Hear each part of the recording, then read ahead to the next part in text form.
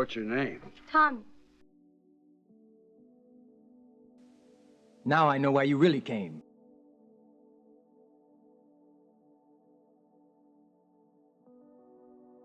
Bruno Mattei had a very specific way of making movies. He'd go see whatever was big at the Hollywood box office, watch it a bunch of times, and take notes on which scenes he wanted to copy. That was Mattei's entire creative philosophy. So Predator comes out in 1987 and it's a huge hit. Mattei watches it and decides he's going to make his own version. He gets a production together in the Philippines, starts shooting.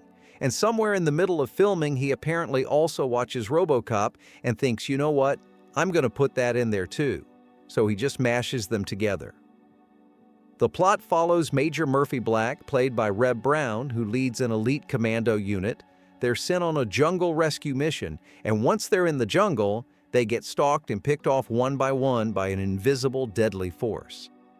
The only real difference is the ending, where Mattei grafts on a RoboCop twist. The rest of the movie is so close to a scene-for-scene recreation of Predator, I'm surprised there was never a lawsuit. But Robowar made so little money that the studios apparently didn't even bother. Italian producer saw Mad Max 2 hit theaters in August 1982 and immediately started locking in distribution deals for his own Road Warrior knockoff. He'd sold the movie to distributors before there was a single word of the script. They started shooting in November 1982.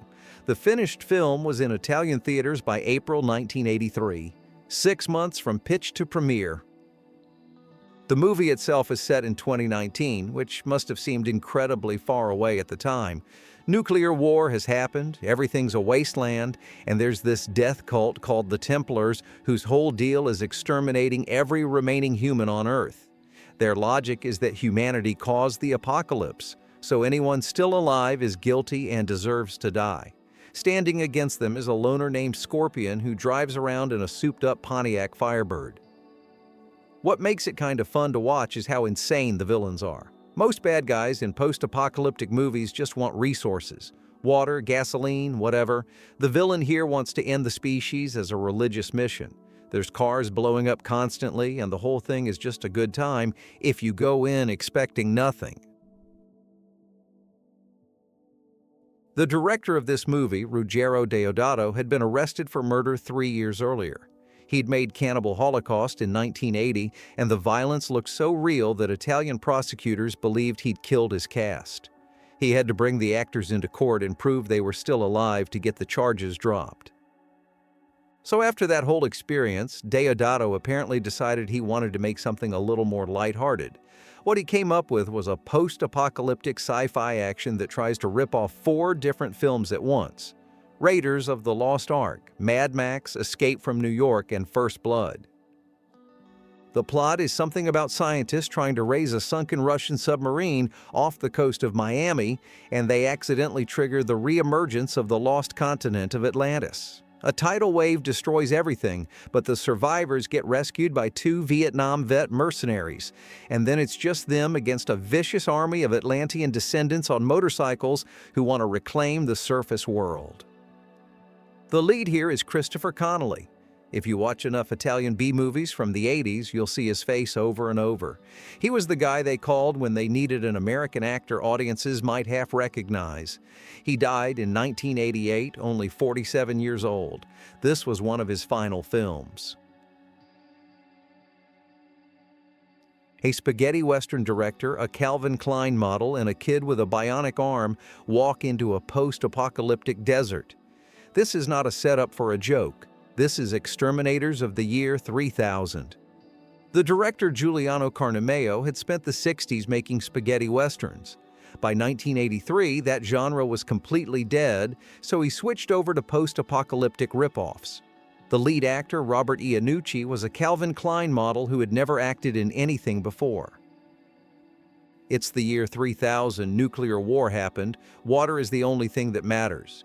A group of survivors sends out a team to find water, the kid with the robot arm stows away, things go wrong, and he ends up teaming with the loner played by Iannucci. Together they fight a biker gang led by someone called Crazy Bull. If you watch this one, make sure you find the English dubbed version. For some reason, the dubbing replaces every instance of profanity with mother grabbers. Every single time a character would swear, they say mother grabbers instead.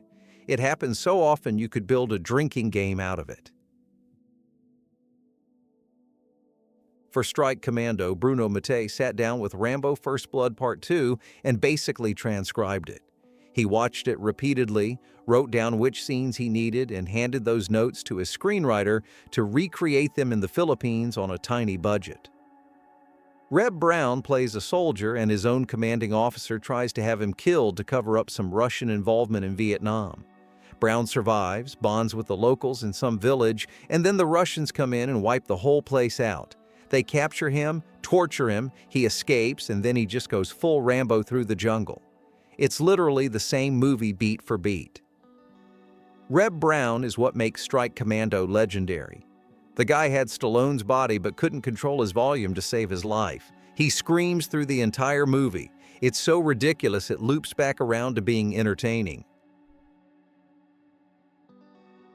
Luigi Cozzi had been working under Dario Argento, learning the craft. In 1978, he got his shot with Star Crash, a Star Wars knockoff with David Hasselhoff. The sets were cardboard, the effects were bargain basement, and somehow the thing made money anyway. Cozzi figured he was onto something. He looked around at what else was big in science fiction and landed on Alien. Ridley Scott's masterpiece had just come out, and it had this scene where a creature bursts out of John Hurt's chest. Single most iconic moment in horror. Cozzi watched that and had a thought.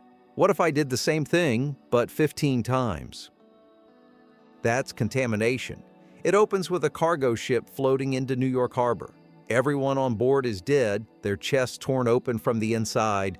Investigators go down into the hold and find crates full of pulsating green eggs. When one of the eggs bursts, it sprays a slime that makes whoever touches it explode.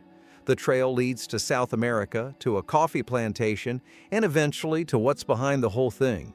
A massive one-eyed alien running an operation to conquer Earth by spreading these eggs everywhere.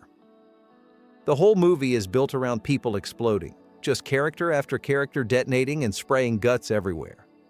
Cozzi figured if one chest explosion made Alien a classic, 15 chest explosions would make his movie 5 times as good. It did not work out that way. The credits say the director is Steven Benson.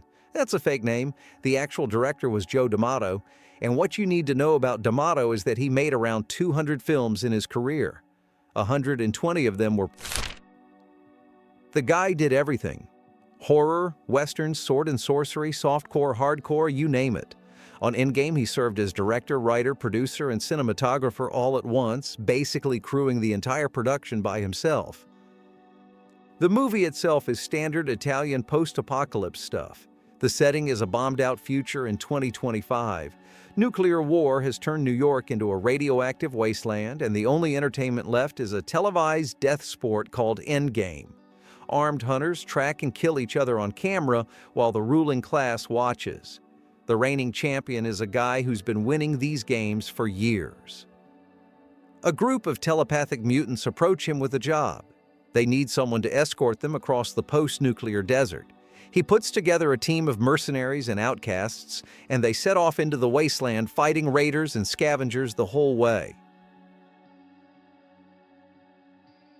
Enzo Castellari had just gotten his ass handed to him in court. He'd made a shark movie called Great White that was such an obvious Jaws ripoff that Universal sued him. The film got pulled from theaters mid-run, and this was after it had already made $18 million in its first month. That was the biggest legal smackdown in Italian exploitation history, and Castellari's response was to immediately go out and rip off 2 more American movies at the same time. The Bronx Warriors is Escape from New York Meets the Warriors, set in 1990. The Bronx has been abandoned by the government, gangs run everything, and a rich girl fleeing her arms dealer family falls in with a motorcycle gang. Her corporation sends a lunatic mercenary named Hammer to bring her back. Hammer was played by Vic Morrow, and he went completely off the rails with it. Just a totally unhinged performance. It turned out to be his last completed film role. A few months after wrapping, he was killed in the helicopter accident on the Twilight Zone set. Castellari came back about 18 months later for a sequel. Same setting, same timeline, but now there's a corporation that wants to bulldoze the Bronx and build condos. Their approach to clearing out the residents is simple. Death squads in hazmat suits with flamethrowers and machine guns. They're just exterminating everyone, block by block. The big upgrade here is the villain. Castellari cast Henry Silva, and Silva was the real deal. This was a guy who'd worked with Frank Sinatra on The Manchurian Candidate and Ocean's 11. He'd spent decades as one of the most recognizable heavies in Hollywood, going up against Burt Reynolds and Charles Bronson and whoever else needed a credible bad guy. Here he is in an Italian exploitation film, leading death squads through the Bronx, and he's playing it completely straight. The whole production around him is cheap and crazy, but Silva acts like he's in an Oscar movie. That's what elevates the whole thing. Michael Sopkiw grew up in Connecticut and became a merchant sailor. Then he got busted for shipping marijuana and spent a year in federal prison. After he got out, he ended up in Europe working as a fashion model, which is where director Sergio Martino found him. Martino was putting together a post-apocalyptic movie, and he needed a lead who looked like Kurt Russell's Snake Plissken. He saw Sopkiw and cast him on the spot, signed him to a 4-picture deal. That's how you become an Italian B-movie star. You're an ex-con with the right face in the right place. The movie steals from everything. Escape from New York, Mad Max, Planet of the Apes, whatever wasn't bolted down. When it hit America, the violence was so extreme it got an X rating and had to be cut down. It's set after nuclear war has left the city a radioactive ruin. A fascist occupation force controls everything above ground. Survivors live in the sewers, eating rats, hiding from patrols. A rebel faction contacts a mercenary with a mission. Somewhere in the ruins of New York is the last fertile woman on Earth. Radiation has sterilized everyone else.